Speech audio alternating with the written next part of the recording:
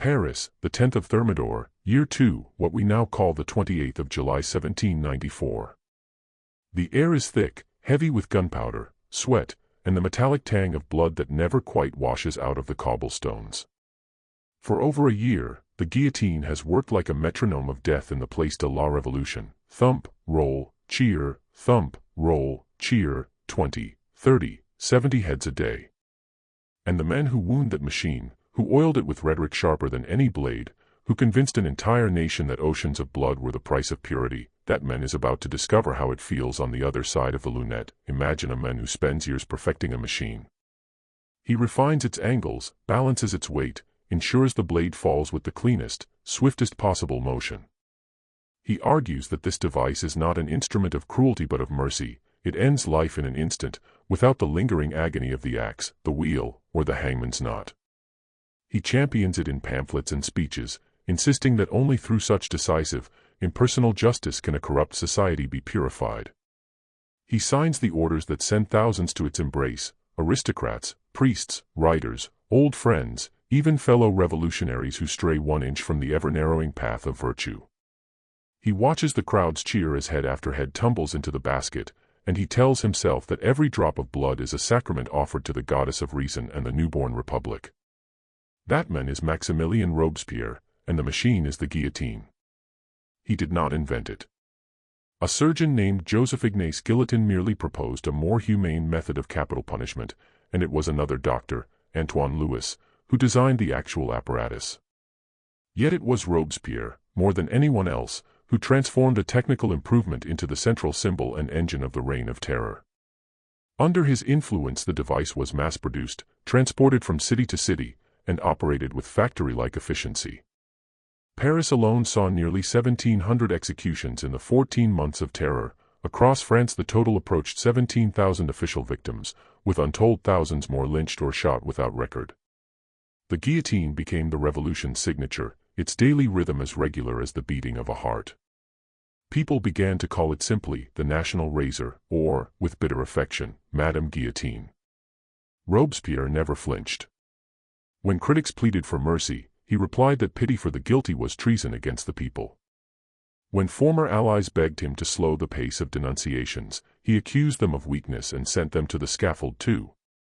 He spoke of a republic of virtue that could only be built on the corpses of vice, and he believed, truly believed, that he was the incorruptible guardian of that terrible vision. The blade, in his mind, was not a weapon of terror but a scalpel removing diseased tissue from the body politic.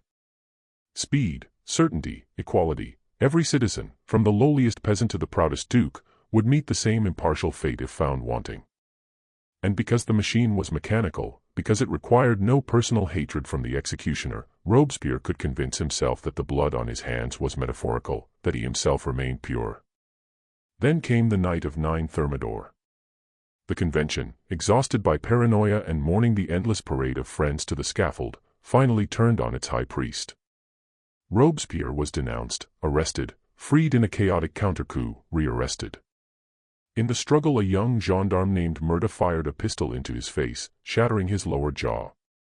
The wounded man was carried to the conciergerie, laid on a table in the very room where Marie Antoinette had waited for death, and left for hours while surgeons argued whether to treat him or simply let him bleed. A dentist finally bound the wreckage of his jaw with a linen bandage soaked crimson almost immediately. The next afternoon, less than 24 hours after he had stood in the convention still believing himself master of France, he was hauled to the Place de la Révolution. The crowd that once hung on his every word now hauled for his agony. Someone ripped the bandage from his shattered face so that he would feel the full measure of pain when the lunette closed. Witnesses said he screamed, a horrible muffled sound through the pulp that had been his mouth. Then the blade fell. The men who had sent Danton, Desmoulins, Hébert, and countless others to the guillotine without a tremor died on the very instrument he had sanctified. The architect of mechanical death was killed by his own perfection. The prophet who preached that terror was justice embraced by virtue discovered, in the final seconds before the rope released the weight, that the machine he had unleashed recognized no exceptions, no immunity, not even for its high priest. In that single, thunderous instant the ultimate irony was complete. The men who made the guillotine the symbol of revolutionary purity became its most famous victim, proof that the instrument he celebrated was indeed impartial enough to sever the head of the one who thought himself above it. The blade he had praised for its speed and certainty gave him exactly what he had given so many others, a swift, egalitarian, merciless end. He began, as so many tyrants do, as something that looked almost like a saint. In the spring of 1789, the young lawyer from Arras arrived in Versailles wearing the same modest black suit he would wear for the rest of his life, his hair powdered in the old-fashioned style, his face pale and thin, his eyes burning with a fervor that made older deputies uneasy. Maximilien Robespierre was 31 years old, unknown outside the provincial courts where he had earned a reputation for defending poor clients against powerful ones. He had read Rousseau until the pages fell apart. He believed, with religious intensity, that human nature was naturally good and that only centuries of monarchy and priesthood had corrupted it. Give men liberty, equality, and a constitution grounded in virtue, he thought, and paradise would unfold on earth. In those first heady months he was the purest voice in the National Assembly. While Mirabeau thundered and Danton roared, Robespierre spoke quietly, almost pedagogically, yet every sentence carried absolute conviction. He opposed the death penalty in peacetime, one of the great ironies history loves to sharpen. He demanded full civil rights for actors and Jews when most deputies still sneered at both.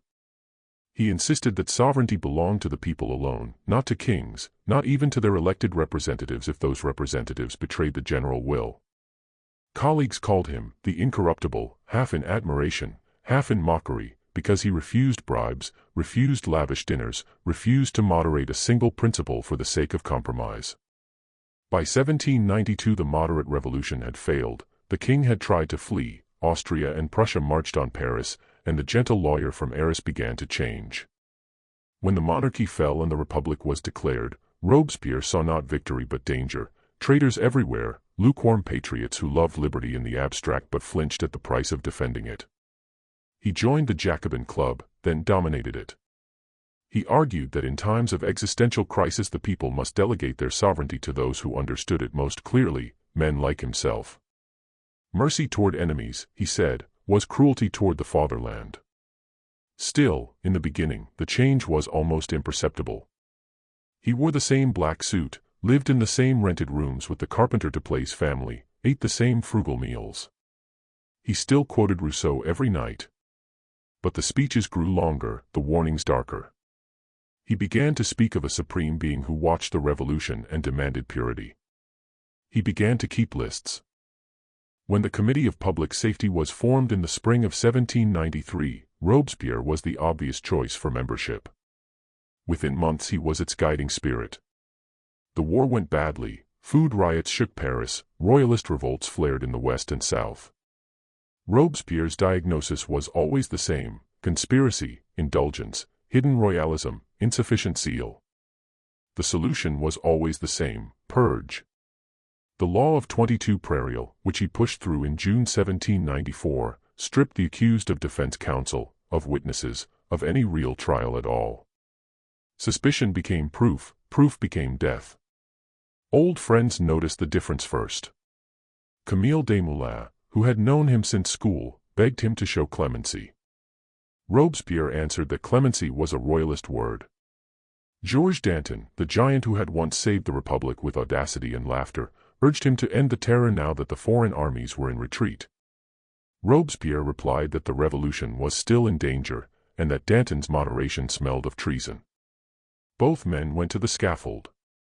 Desmoulins wept as he climbed the steps, Danton joked with the executioner.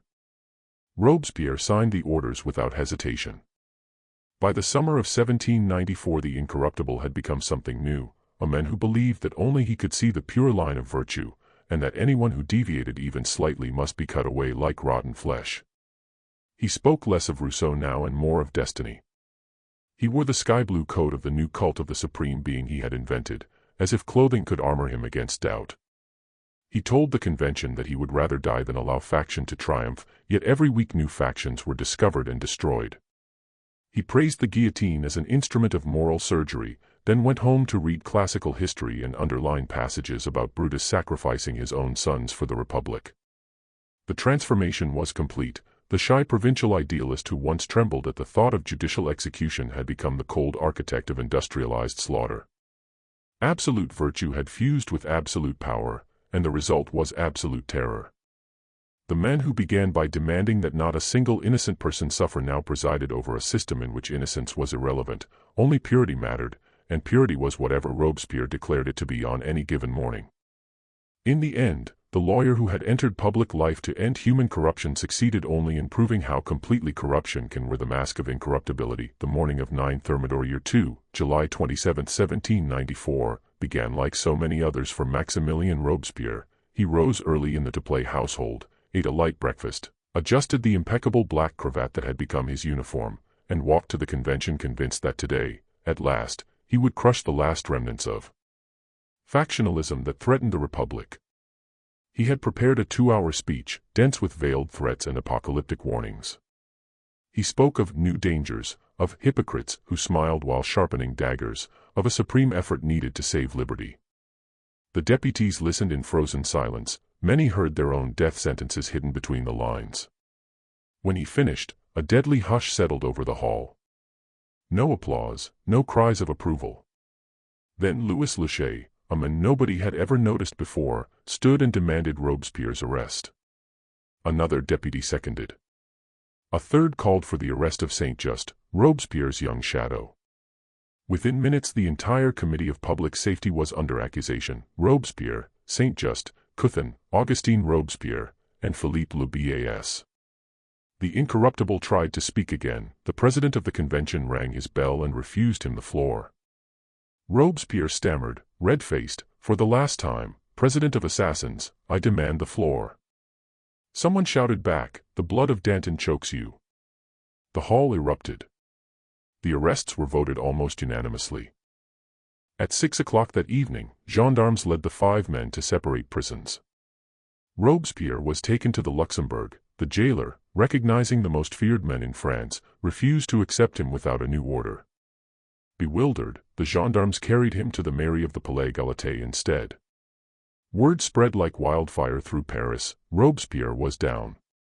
The Commune, still loyal, beat the Général, sounded the tocsin, and declared insurrection against the traitorous convention. By 9 o'clock the mayor released Robespierre and his allies. They were carried in triumph to the Hôtel de Ville, where Henriot, commander of the National Guard, swore to march on the convention and restore the patriots. Midnight came. The convention outlawed them all, declared them hors-la-loi. Anyone could kill them on sight without trial. Robespierre sat at the great table in the Salle de Droits de l'Homme, pen in hand, trying to draft a proclamation to the armies. He managed only 2 words, "à l'armée," before the pen slipped. Around him the Commune's forces melted away. Section after section declared for the convention. Rain hammered the windows, candles guttered. Saint-Just stared into space. Guillotine, paralyzed, wept silently in his wheelchair. At 2 in the morning, a column of convention troops under Leonard Bourdon and with Paul Barras at their head burst into the Hôtel de Ville. Chaos exploded. Louis XVI put a pistol to his temple and blew his brains out. Augustin Robespierre leapt from a second-story window, shattering his thigh on the pavement below.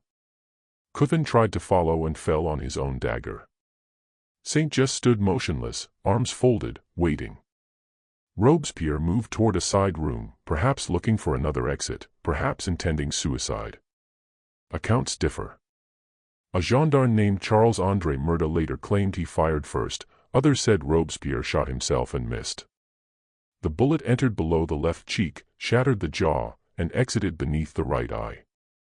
Blood poured over the green tablecloth. Robespierre collapsed, fully conscious, unable to speak. By 3 o'clock the 5 outlaws were back in the conciergerie. A young surgeon named Jean-Baptiste Launay tried to stanch the bleeding with linen pads. Robespierre waved him away. He lay on the floor of the anteroom where condemned prisoners waited for the cart, eyes open, blood soaking his sky-blue coat. At dawn a dentist roughly bound the lower jaw with a cloth that turned crimson within minutes. Robespierre never cried out. The tribunal met at 10. No defense, no witnesses, no debate, the decree of outlawry was enough. By 11 the tumbrils were loaded. At 4 in the afternoon the procession reached the Place de la Révolution. The same square where Louis XVI, Marie Antoinette, and Danton had died now waited for the men who had sent them there. The crowd was enormous, hysterical with joy and hatred. When Robespierre's cart stopped, the executioner Sanson deliberately tore the bandage from the ruined jaw so the pain would be complete. A single animal howl escaped the wreckage of his mouth. Then the lunette closed, the blade flashed down, and the head that had dreamed of a republic of virtue rolled into the same basket that had received so many others. From the moment the convention refused him the floor to the instant the blade fell, barely 22 hours had passed.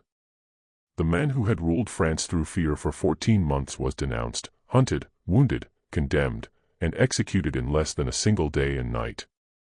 The revolution's justice, which he had made faster than thought, finally caught up with its inventor at lightning speed. The afternoon of 10 Thermidor was one of the hottest Paris had ever known.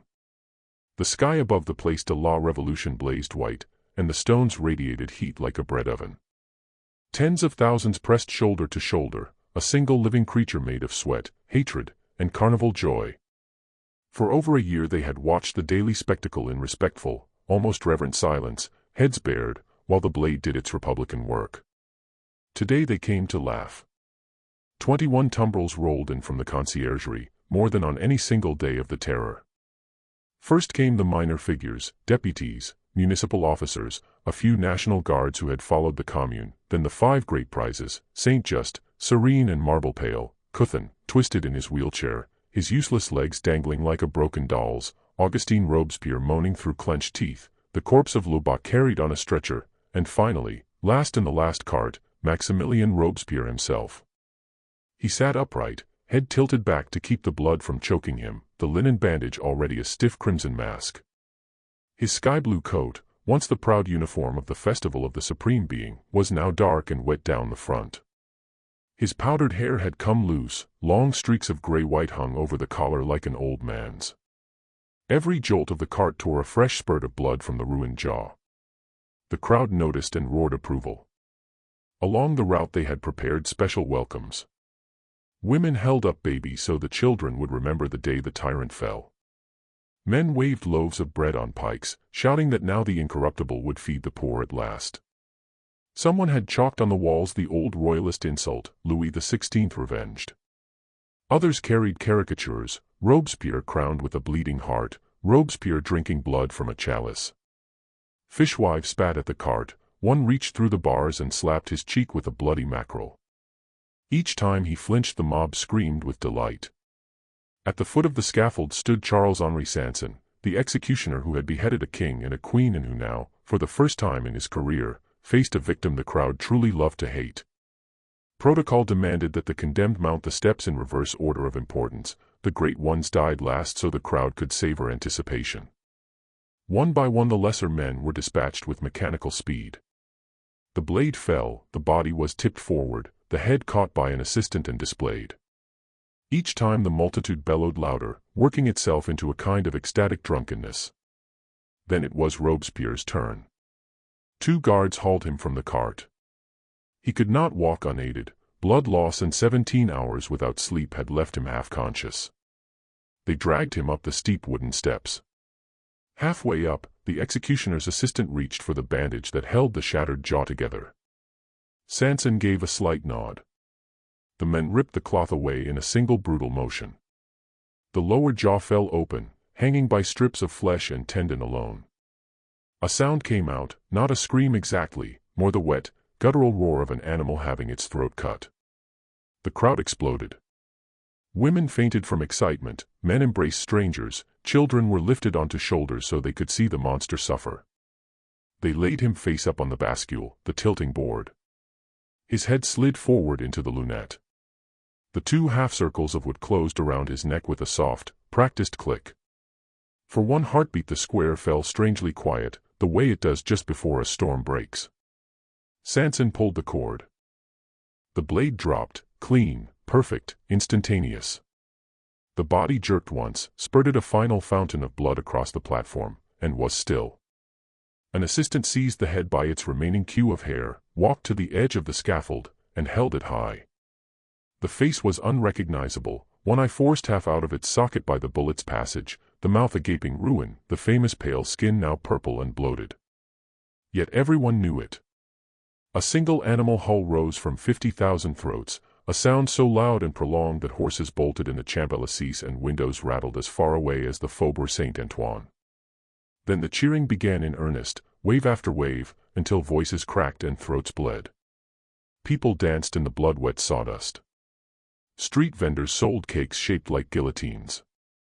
Someone lit fireworks. The celebration lasted well past midnight, as if the city itself had been holding its breath for 14 months and could finally exhale. In that moment of collective, savage ecstasy, the Parisian crowd did not merely execute a man. They tore the terror out of their own flesh and burned it on a funeral pyre of joy.